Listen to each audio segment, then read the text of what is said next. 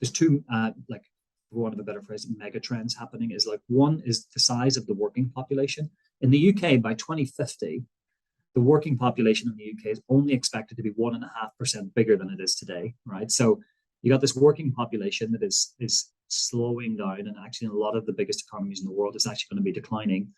And the number of people that are in retirement will be 50% bigger than it is today, right? So you've got this trend in the background, right, where the number of people in the working population is reducing. Then also the average amount of time that people spend in their jobs is also reducing. So one, there are fewer people. Two, people are moving more often. And then we've got the huge impact of COVID, which have just left so many businesses massively understaffed. And the people that perhaps would have worked in those positions are now in different industries or in different jobs, different parts of the economy. And then you've got the rising cost of living, which basically is just forcing a lot of this kind of movement inside the economy. And like I say, what we're likely to see over the next 6 months is some kind of small correction, and it's most likely going to impact those people that are on lower paid jobs or entry level roles.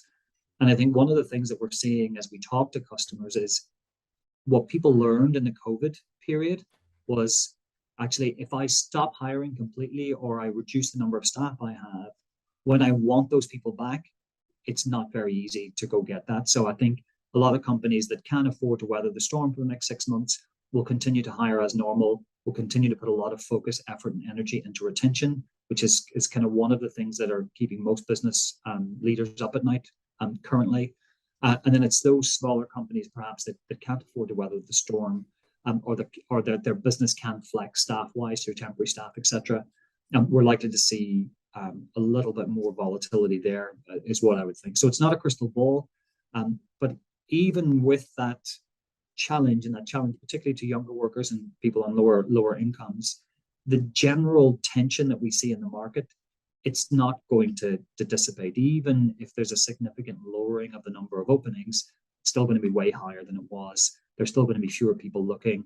That creates competition within the marketplace, and continues to fuel that movement of people between jobs.